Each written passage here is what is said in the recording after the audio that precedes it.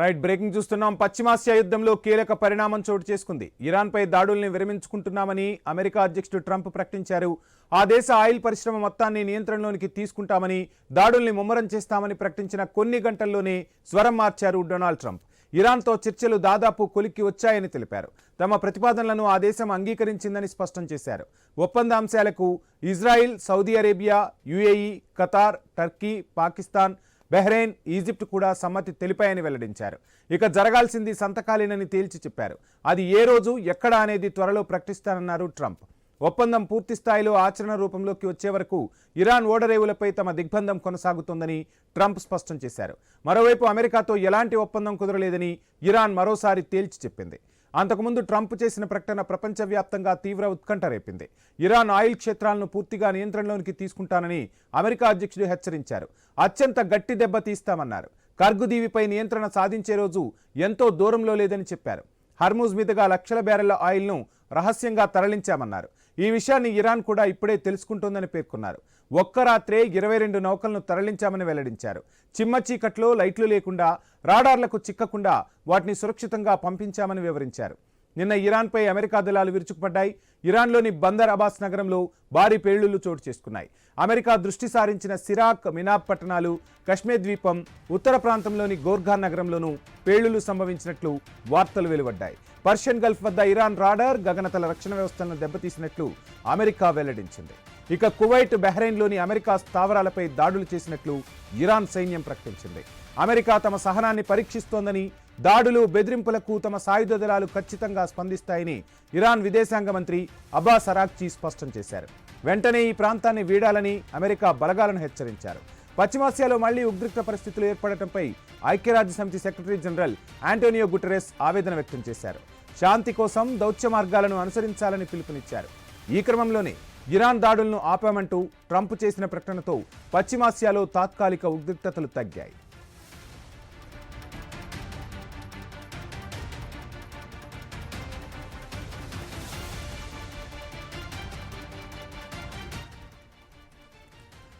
Right పశ్చిమాసియా యుద్ధంలో కీలక పరిణామం చోటు చేసుకుంది. ఇరాన్పై దాడుల్ని విరమించుకుంటున్నామని అమెరికా అధ్యక్షుడు ట్రంప్ స్వయంగా ప్రకటించారు. ఆ దేశ ఆయిల్ పరిశ్రమ మొత్తాన్ని నియంత్రణలోనికి తీసుకుంటామని, దాడుల్ని ముమ్మరం చేస్తామని ప్రకటించిన కొన్ని గంటల్లోనే స్వరం మార్చారు డొనాల్డ్ ట్రంప్. ఇరాన్తో చర్చలు దాదాపు కొలిక్కి వచ్చాయని తెలిపారు. తమ ప్రతిపాదనలను ఆ దేశం అంగీకరించిందని స్పష్టం చేశారు. ఒప్పంద అంశాలకు Israel, Saudi Arabia, UAE, Qatar, Turkey, Pakistan, Bahrain, Egypt కూడా సమ్మతి తెలిపాయని వెల్లడించారు. ఇక జరగాల్సింది కేవలం సంతకాలేనని అన్నారు ట్రంప్. అది ఏ రోజు, ఎక్కడ అనేది త్వరలో ప్రకటిస్తానన్నారు. ఒప్పందం పూర్తి స్థాయిలో ఆచరణ రూపంలోకి వచ్చే వరకు ఇరాన్ ఓడరేవులపై తమ దిగ్బంధం కొనసాగుతోందని ట్రంప్ స్పష్టం చేశారు. మరోవైపు అమెరికాతో ఎలాంటి ఒప్పందం కుదరలేదని ఇరాన్ మరోసారి తేల్చి చెప్పింది. అంతకుముందు ట్రంప్ చేసిన ప్రకటన ప్రపంచవ్యాప్తంగా తీవ్ర ఉత్కంఠ రేపింది. ఇరాన్ ఆయిల్ క్షేత్రాలను పూర్తిగా నియంత్రణలోనికి తీసుకుంటానని అమెరికా అధ్యక్షుడు హెచ్చరించారు. అత్యంత గట్టి దెబ్బ తీస్తామన్నారు. కర్గ్ దీవిపై నియంత్రణ సాధించే రోజు ఎంతో దూరంలో లేదని తేల్చి చెప్పారు. హార్మూజ్ మీదుగా లక్షల బ్యారెల ఆయిల్ను రహస్యంగా తరలించామన్నారు. ఈ విషయాన్ని ఇరాన్ కూడా ఇప్పుడే తెలుసుకుంటోందని పేర్కొన్నారు. ఒక్క రాత్రే 22 నౌకలను తరలించామని వెల్లడించారు. చిమ్మ చీకట్లో లైట్లు లేకుండా, రాడార్లకు చిక్కకుండా వాటిని సురక్షితంగా పంపించామని వివరించారు. నిన్న ఇరాన్పై అమెరికా దళాలు విరుచుకుపడ్డాయి.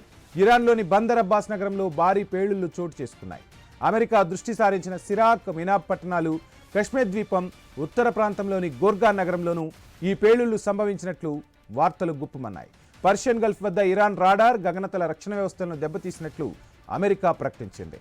కువైట్, బహ్రెయిన్లోని అమెరికా స్థావరాలపై దాడులు చేసినట్లు ఇరాన్ సైన్యం ప్రకటించుకుంది. అమెరికా తమ సహనాన్ని పరీక్షిస్తోందని, దాడులు, బెదిరింపులకు తమ సాయుధ దళాలు ఖచ్చితంగా స్పందిస్తాయని ఇరాన్ విదేశాంగ మంత్రి అబ్బాస్ అరాక్చీ స్పష్టం చేశారు.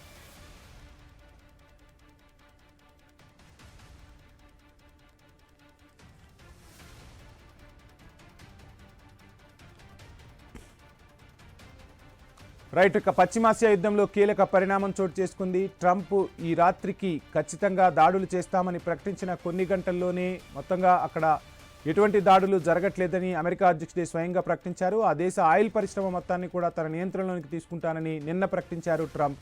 దాడుల్ని ముమ్మరం చేస్తామని ప్రకటించిన కొన్ని గంటల్లోనే స్వరం మార్చారు. రైట్ ఇదే అంశానికి సంబంధించి మనతో మాట్లాడేందుకు మస్తాన్ రావు గారు, ప్రముఖ విశ్లేషకులు సిద్ధంగా ఉన్నారు. మస్తానరావు గారు, గుడ్ మార్నింగ్. గుడ్ మార్నింగ్ అండి. Good morning sir. ప్రకటన చేశాడు, కొన్ని గంటలు గడిచిపోయాయి, ఇంతలోనే స్వరం మార్చేశాడు. ఇప్పటికే 37 సార్లకు పైగా శాంతి చర్చలు అని చెప్పిన ట్రంప్ ఇది 38వ ఐ థింక్. సో ఏంటి స్వరం మార్చడం వెనక ఎలా చూడాలి? అంటే ట్రంప్ ఒక గందరగోళంలో పడ్డాడు అనుకోవాలా? Good morning sir. I news మీకు కూడా మీరు అన్నట్టు ఇది 38వ ట్రంప్ మాటలకి అర్థాలు వేర్లేదు. మామూలుగా మనం ఆడవారి మాటలకి అర్థాలు వేర్లేదు అని చెప్పేసి అనుకుంటా ఉంటాం, ఫన్నీగా చెప్పాలంటే. అలాగే ట్రంప్ మాటలకి అర్థాలు వేరు. ఆయన చేస్తున్న ప్రకటనలకి ఆచరణలో చూపుతున్న వాటికి చాలా తేడా ఉంది. ఇప్పుడు తాజాగా కూడా జరుగుతున్న పరిణామాలు కూడా అందుకు మనకి కనిపిస్తూ ఉన్నాయి మొత్తం కూడా చూస్తే. ఎందుకంటే ఆయన నిన్న మన భారత నౌక మీద కూడా దాడి చేసిన పరిస్థితి. అంటే ఎవరి మీద ఏం దాడి చేస్తున్నారో తెలియకుండా యుద్ధానికి వెళ్ళటం అనేది చూస్తా ఉన్నాం. మన 3 భారతీయులు కోల్పోయిన పరిస్థితి కూడా ఉంది. అంటే నేను అనేది ఏంటంటే ఇరాన్కి సంబంధించి ఇప్పుడు ఆయన ఏం చెప్తున్నారు, కర్గ్ దీవి మీద కూడా మేము ఆధిపత్యం చెలాయిస్తాం. ఓ పక్కనేమో కాల్పుల విరమణ మేము క్లోజ్ చేస్తున్నామని చెప్పారు. మళ్ళీ ఇంకో పక్కనేమో వాళ్ళ కర్గ్ దీవి మీద ఆధిపత్యం చెలాయిస్తాం, మొత్తం ఎన్నో రోజుల్లో లేదని చెప్పి చెప్తా ఉన్నాయి. అంటే పరస్పర విరుద్ధమైన వ్యవహారం ఆయన మధ్యలో ఇంకా మెసులుతూ ఉండేది ఇక్కడ మనకి అర్థమవుతుంది. ఎందుకంటే ఇంకోటి కూడా చూడాలి ఇక్కడ. ఆయన ఏమంటాడు, చర్చలు ఏదైతే ఈ దేశాలన్నీ ఉన్నాయో ఆ దేశాలన్నీ కూడా అంగీకరించే ఒప్పంద అంశాలు. ఇజ్రాయెల్ కానీ, సౌదీ అరేబియా కానీ, యుఏఈ కానీ, ఖతార్ కానీ, టర్కీ, పాకిస్తాన్, బహ్రెయిన్ వీళ్ళన్నీ కూడా ఒప్పుకున్నారండి. అసలు మొన్న మనకు అందిన సమాచారం ఏంటి, బుధవారం ఖతార్ నుంచి బయలుదేరింది చర్చల కోసం. అది కూడా ఈ దాడుల నేపథ్యంలో వెనక్కి వెళ్ళిపోయిన పరిస్థితి కూడా అని చెప్పేసి నిన్న ప్రకటించింది. మళ్ళీ ఆయన ఈ పోస్ట్ చూస్తేనేమో అసలు ఆయన ఏం చేస్తున్నాడు ఏంటి అంటే ఇరాన్ మొదటి నుంచి అనుమానిస్తున్నారు ఈ విషయంలో. అండ్ మస్తానరావు గారు, ట్రంప్ ఏమో ఇరాన్ మాతో చర్చలకు ఒప్పుకుంది, ఇక సంతకాలే మిగిలాయి, అది కూడా డే టు టైము నేనే డిసైడ్ చేస్తానని ఆయన ప్రకటించుకుంటే అసలు మాకు ఎటువంటి చర్చలు జరగలేదు, ఆ చర్చలకు మేము ఒప్పుకునే పరిస్థితుల్లో లేమని ఇరాన్ అటు ప్రకటించుకుంది. మరలా ఈ ఊబిలోకి అటు ఇజ్రాయిల్ని, సౌదీ అరేబియాని, యుఏఈని, ఖతార్ని, టర్కీని, పాకిస్తాన్ని, బహ్రెయిన్, ఈజిప్ట్లను కూడా లాగేశాడు. మొత్తగా వీళ్ళందరూ కూడా నాకు సమ్మతి తెలిపారని వెల్లడించాడు. అంటే ఈ దేశాలన్నీ కలిపి వీటితో కలిపి ఇరాన్పై ఒత్తిడి తెచ్చే ప్రయత్నం చేస్తున్నాడు అనుకోవాలా? మొదటి నుంచి అదే ప్రయత్నాల్లో ఉన్నారండి వాళ్ళు. ఇరాన్ అందుకనే మొదటి నుంచి అనుమానిస్తుంది. ఎందుకంటే ట్రంప్ చేసే ప్రకటనలకి ఎక్కడా కూడా శాంటిటీ లేదనేది ఇరాన్ మొదటి నుంచి చెప్తుంది. ఇప్పుడు ఇంత పెద్ద ప్రకటన ట్రంప్ రిలీజ్ చేసినా కూడా ఇరాన్ ఒక్క మాట తెలియజేస్తుంది, మాకు ఒప్పందం కుదరలేదు, ఎలాంటి ఒప్పందం లేదని చెప్పేసిన పరిస్థితి ఉంది. అందుకని అటు ఏదైతే అమెరికా స్థావరాలు బహ్రెయిన్ కానీ, ఇంకా కువైట్ కానీ, మిగతా జోర్డాన్ కానీ ఈ దేశాల్లో అమెరికా స్థావరాల మీద దాడులు కొనసాగిస్తూనే ఉంది ఇరాన్. సో ఇరాన్ ఏంటంటే ఎప్పటికప్పుడు అలర్ట్గా ఉంది. ఎందుకంటే వీళ్ళు ఏంటంటే ఒక ఒప్పందం ఒక పక్కన చెబుతూ ఉంటారు, వాళ్ళ నిఘా వ్యవస్థ ద్వారా వాళ్ళ ఆనపాలను కనుక్కొని ఇరాన్లో వాళ్ళ మీద దాడులు చేస్తూ ఉంటారు. సో అందుకని ఇరాన్ ఎట్టి పరిస్థితుల్లో ట్రంప్ నమ్మట్లేదు. ఇంకోటి ఏంటంటే ఇజ్రాయిల్, టర్కీకి కూడా ఇప్పుడు మాటల యుద్ధం మొదలైంది.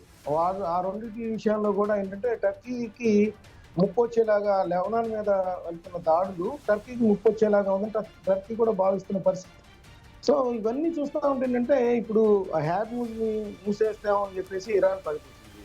మళ్ళీ ఒక పక్కన ట్రంప్ ఈ రోజు చేసిన ప్రకటనలో ఏమన్నారు, మేము ఇరాన్ మీద ఓడరేవులు ఏదైతే ఉన్నాయో ఆ పోర్ట్లన్నిటి మీద దిగ్బంధం కొనసాగుతుందని చెప్తాం. అండ్ మస్తానరావు గారు, ఇక్కడ ఇంకొక అంశం కూడా చెప్పాడు ట్రంప్. చిమ్మ చీకట్లో లైట్లు లేకుండా, రాడార్లకు చిక్కకుండా చాలా నౌకలను తరలించాము, మీ నిఘా వ్యవస్థను తుత్తునీయలు చేస్తూ మేము నౌకలను తరలించామని చెప్తూ ఉన్నాడు.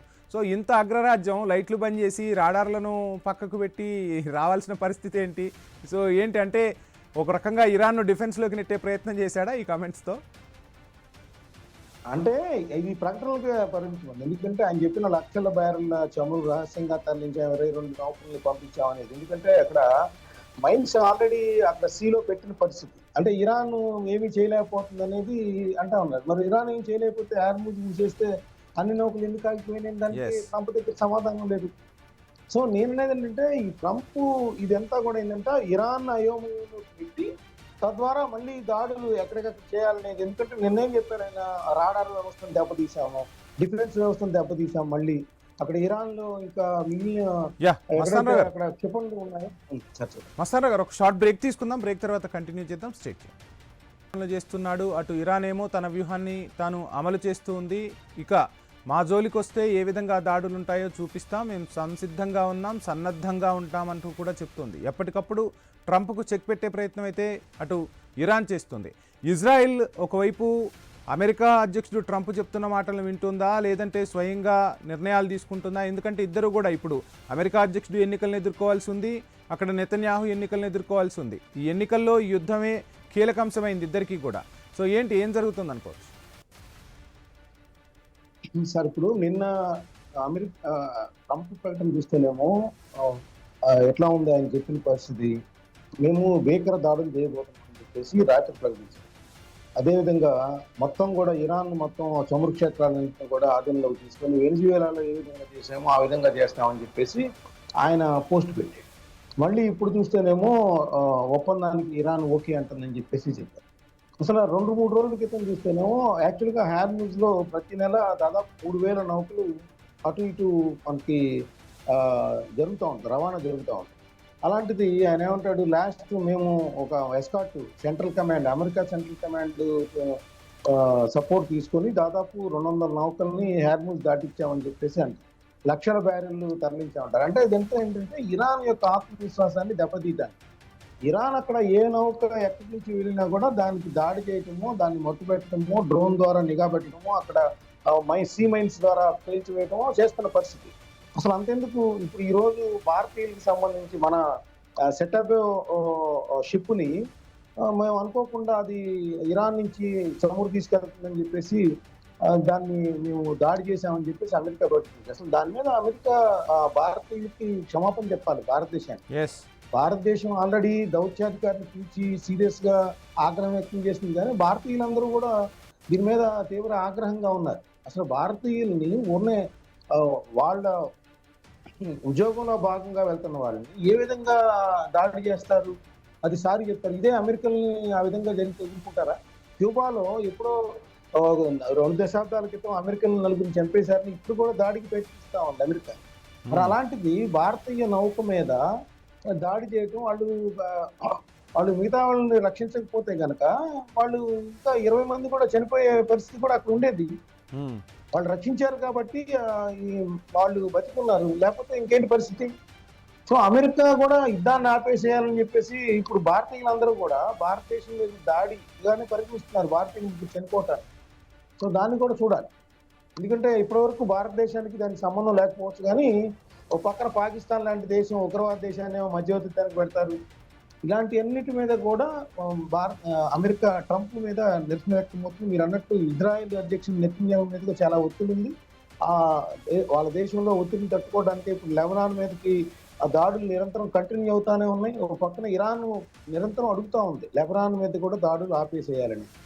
అది ట్రంప్ అక్కడ చెబుతున్నాడు అని ప్రకటనలు చేస్తున్నప్పటికీ కూడా ఇజ్రాయెల్ ఏమాత్రం ట్రంప్ మాటను కూడా లక్ష్య పెట్టకుండా లెబనాన్ మీద దాడులు చేస్తూనే ఉంది. దానిలో ఎటువంటి సందేహం లేదు. సో ఈ యుద్ధం ఇదే విధంగా ఉండేంటంటే ఇరాన్ అయోమయంలో పెట్టి ఒక పక్కనేమో కాల్పులు విరమణ అంటుంటారు, ఒక పక్కనేమో ఆ ఇరాన్ ని మట్టు పెట్టేసేస్తామని ప్రకటన చేస్తుంటారు, మళ్ళీ ఎయిర్ డిఫెన్స్ రాడార్ కేంద్రాల మీద దాడులు చేస్తూ ఉంటారు, మరో పక్కన లెబనాన్ మీద. అంటే వాళ్ళు ఏంటంటే ఇరాన్ అంటే మస్తాన్ రావు గారు ఇరాన్ పోరాడుతున్నా ఇరాన్ వెనక ఎవరో ఉన్నారు, ఖచ్చితంగా ఇరాన్కి సపోర్ట్ లభిస్తుంది. ఆ సపోర్ట్తోనే ఇరాన్ ఇటు అమెరికానైనా అటు ఇజ్రాయెల్నైనా ఎదుర్కోగలుగుతుంది అనేది స్పష్టం. సో అంటే బయటికి రావట్లేదు, కానీ ఆ దేశాల సపోర్ట్ లేకుండా, అంటే నిఘాకు సంబంధించి కానీ అమెరికాకి సంబంధించి ఏం జరగబోతుంది ఏంటి అనేది గేమ్ ప్లాన్ కాస్త ఇరాన్కు ముందుగానే తెలుస్తుంది. దానికి తగ్గట్టుగానే దాడులు చేసుకుంటూ వ్యూహాలు రచించుకుంటూ ముందుకు వెళ్తున్నారు. సో ఏంటి ఎలా చూడొచ్చు అంటారు? అంటే కొన్ని దేశాల సపోర్ట్ అయితే ఇరాన్కు సుస్పష్టంగా ఉన్నది తెలుసు. ఆ దేశాలను ఏమన్నా కట్ చేసే ప్రయత్నం ఎందుకు చేయలేకపోతున్నాడు డొనాల్డ్ ట్రంప్? అంటే దీనిలో మనకేమి బహిరంగ రహస్యం అండి. రష్యా కానీ చైనా కానీ ఇరాన్ కి సపోర్ట్ చేస్తున్న పరిస్థితి దానిలో ఎటువంటి సందేహం లేదు. వాళ్ళకి రష్యా నిఘా అంటే అమెరికా స్థావరాలు ఎక్కడ ఇవి కూడా రష్యా అంతర్గతంగా తెలియజేస్తుంది అనేది మనందరికీ తెలిసిన విషయం. అదేవిధంగా చైనా కూడా ఈ యొక్క యుద్ధాన్ని ఎక్కువ కాలం కొనసాగించేలాగా ఇరాన్ కి సపోర్ట్ గా ఉంటుంది అనేది కూడా. కానీ ఇరాన్ మీద రష్యా మీద యుద్ధానికి వెళ్ళే సాహసం చేయదు, అంత విస్తరించే పరిస్థితి కూడా ట్రంప్ చేయడు. ఆల్రెడీ అసలు ఇరాన్ మీద యుద్ధానికి సంబంధించి వాళ్ళ ప్రతినిధుల సభే అధికారాన్ని కట్ చేస్తూ వాడిని వెనక్కి పిలిపించాలి, మన సైనికులను అక్కడ వాడొద్దని చెప్పి తీర్మానం చేసిన పరిస్థితి. మరో పక్కన అమెరికాలో పౌరులందరూ కూడా వీధుల్లోకి వచ్చి ఈ రేట్లన్నీ పెరిగిపోతా ఉన్నాయి, అసలు ఎవరు దానికోసం మన యుద్ధం చేయటం అని చెప్పేసి వాడిని ఎత్తునెత్తి చేస్తా ఉన్నారు. అక్కడ మిడ్ ఎలక్షన్స్ అనేవి రాబోతా ఉన్నాయి మీరు అన్నట్లు. అదేవిధంగా నెతన్యాహుకి సంబంధించి కూడా అనేక ఆరోపణలు ఆయన మీద ఆరోపణలు ఉంది, అవినీతి ఆరోపణలు ప్రజల్లో కూడా, అంటే ప్రజల్లో వ్యతిరేకత ఉన్నా లేకపోయినా ఆయన మీద ఆరోపణలు అయితే ఉన్నాయి. సో ఇవన్నీ నేపథ్యంలో ఇరాన్ మీద ఇంతకు మించి వెళ్ళలేకపోతా ఉన్నారు. ఎందుకంటే ఇరాన్ ఎక్కడి నుంచి తెస్తా ఉంది, ఆ క్షిపణులు ఎక్కడి నుంచి తెస్తా ఉంది, డ్రోన్లు ఎక్కడి నుంచి తెస్తా ఉంది. ఎందుకంటే అన్ని అయిపోయినాయి, మేము మట్టు పెట్టేశామని చెప్పే భ్రమలో అటు అమెరికా కానీ ఇటు ఇజ్రాయెల్ కానీ ఉంది. కానీ వాళ్ళు నిరంతరం ఎప్పుడైతే అమెరికా ఒక దాడి చేస్తుందో వెంటనే అక్కడ అమెరికా స్థావరాల మీద కువైట్లో కానీ బహ్రెయిన్లో కానీ యూఏఈ మీద కానీ దాడులు చేస్తూ ఉంది. సో వాళ్ళు ట్రంప్ కూడా, నేను అనేది అమెరికా కూడా అయోమయ పరిస్థితిలో ఉంది.